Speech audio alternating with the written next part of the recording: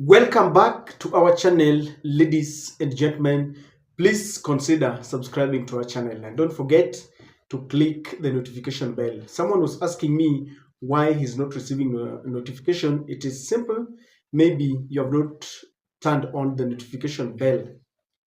Ladies and gentlemen, the country is in a crisis, whether you want to accept or deny it. Someone was commenting on the comment section that doctor strike is not new, so we cannot pick that and say that the country is on a crisis. But it is, because if you don't think that when bandits are killing us and we have fake fertilizer and Al-Shabaab is also interfering with us, then you don't think it is a crisis. And for the better part of the day, Uhuru prophecy fulfilled has been trending on Twitter. And they are saying that Uhuru warned the people that you should not vote in his deputy. But that has been overtaken by events. William Ruto is now the president. But in the ongoing confusion, something is happening that caught my attention. The Agriculture Cabinet Secretary, Mithika Linturi, is behaving like he's being protected. Have you noticed that when some people are protected by the deep state, they will do everything and there's nothing you can do? In fact, the behavior and the demeanor of Mithika Linturi reminds me of Chebukati. The way he was behaving up to just recently when he was invited to shed light on the National Dialogue Committee in Bomas. He said, sikuji, tulimalizana na uchaguzi, nakuja huko kufanya nini? You know, when people are being protected, there's a way they behave. Today, if you followed my analysis, people like Aaron Cheruiyot, people like the Chief Cabinet Secretary Musalia Mudavadi are saying that there was a time they were on the site with the PSS and they decided that they should not allow unscrupulous business activities to get into the very sensitive dockets of agriculture and education, security, and health. And the manner in which he was talking, he's actually calling upon William Ruto to sack some of these ministers. But you look at Mithika Linturi, he's behaving like if there's nothing. He's telling us, hakuna, hizo ni mambo ya ODM. Hizo ni mambo ya Azimio. And it took me to think beyond the box, outside the box. And I realized that we could be fighting and blaming Mithika Linturi, yet he's being protected, yet William Ruto knows something about the fertilizer. And I want to give you reasons why. Immediately, Ruto was sworn in as the president. We got an influx of trade delegations from the US. One of the people who frequented here was one of the richest people in the world, Bill Gates. And William Ruto hosted him. Thereafter, we were told that he wants to set up some businesses in the country. In fact, as we speak, Bill Gates has been given a contract in the much awaited Maisha number, the one that is supposed to replace Huduma number. And when William Ruto decided that he's a scientist, and so he lifted the ban on GMO and said GMO must be consumed, some people went to court. The Association of Peace and Farmers went to court, but the court thwarted their prayers and it was given the green light that we can now start consuming GMO. Now, this is the question. The courts allowed us to consume GMO. We do not have GMO materials that we are planting. Where was it to come from? And I have a feeling that the reason why we want to interfere with the supply, the supply chain of fertilizer, to introduce some of this fake fertilizer, we want to sabotage this process. And when we do this, ladies and gentlemen, we will create what we call artificial shortage. When we get to the next harvesting season, we will not have enough maize, enough cereals to keep us moving. And so what will happen is that the government will now order the importation of maize. And that is how we will or shall introduce GMO into the country. And you all know that the father of GMO is Bill Gates himself. And so when I saw Mr. Linturi behaving the way he's behaving, he knows something perhaps that people like Mudavadi do not know. Because there have been a lot of explanations. He said there is no fake fertilizer. At some point, he told us that after some research, they decided that they would mix organic and inorganic, material so that they give us, something in between organic and inorganic fertilizer. But when you scrutinize carefully, you will realize that this could be a ploy, a deal, a secret deal between Ruto and Bill Gates himself. And I'm sure if things don't change, come the next harvesting season, this will be achieved. They will say that we got a certain number of tons, maybe a million, and we are consuming 2 million, just an example. So the other deficit will be imported, and that is how we will get GM into the country. Number two, it is also an opportunity for some people to start minting money. How will this happen? They will give this contract to their people because not everyone will be allowed to import, maize and these cereals into the country. So they will just get a few of their people who will be given the license to import all this into the country.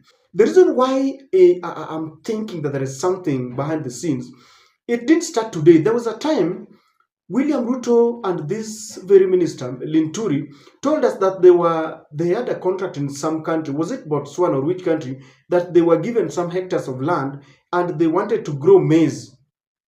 You remember that contract? And then that country said there's no such contract and they were humiliated and it ended there.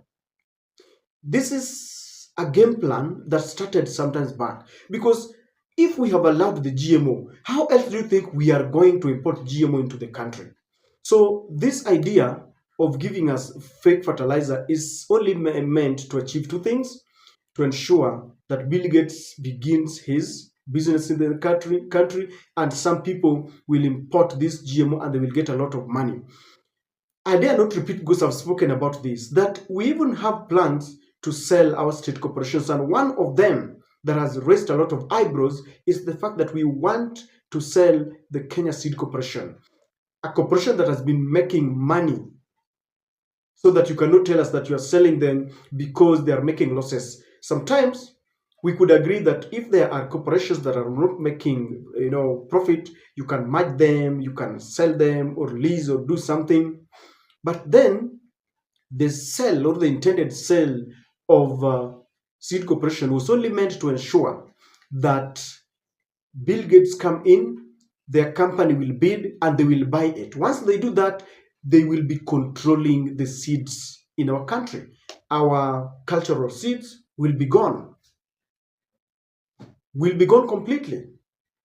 And then they are also intending to control animal feeds. You now know that there is a law that was passed in parliament that you cannot decide, for example, that you want to feed your animals with your organic materials at home. You plant some maize and you want to pluck them to give them to your cows. You will be arrested if you don't register. They want to ensure that even the animal feeds are GMO.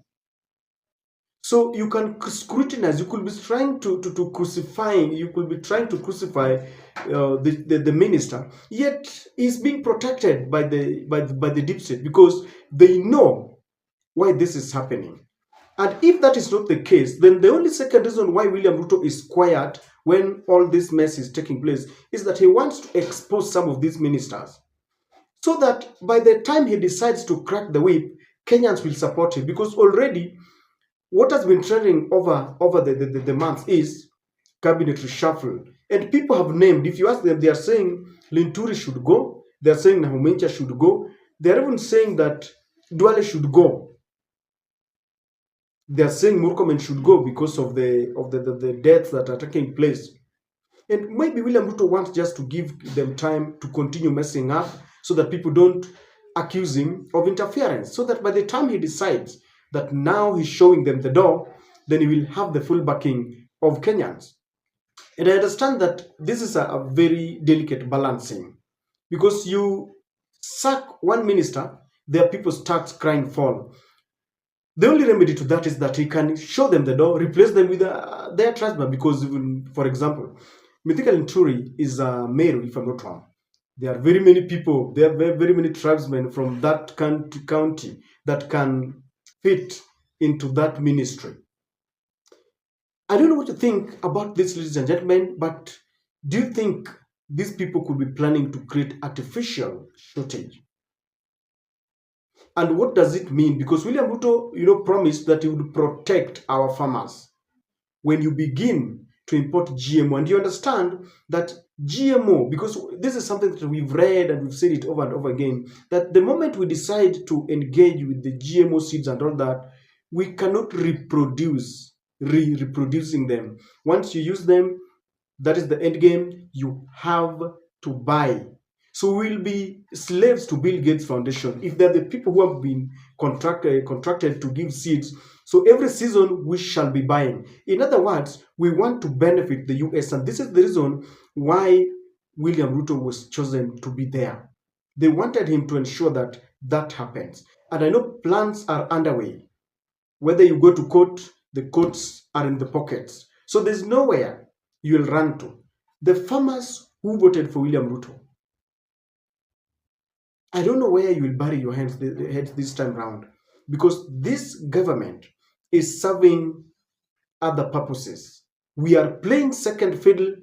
As long as Joe Biden coughs, we must catch the cold. I don't know whether this is something that we will do. And I've realized that people who rejected Raila are now telling him that, you've betrayed us, you are going for the AU chairman, seat. Why don't you come back and help us fight? Why do you want to invite someone to help you fight, yet when he needed you, you rejected him? He presented himself, you rejected him. And I know there was that element of rigging, but to those who voted William Samoei Ruto, you do not have any right to start inviting Raila Odinga. It is time, if you are tired of the policies, it is time to rise up on your own and tell him, no, tumechoka. Speculations are high, and I know William Ruto might not even crack the whip, because he understands what is happening. He understands that KRA maybe does not want to give out money to doctors. That is why everything is happening, and he is very quiet and very silent. That is my take.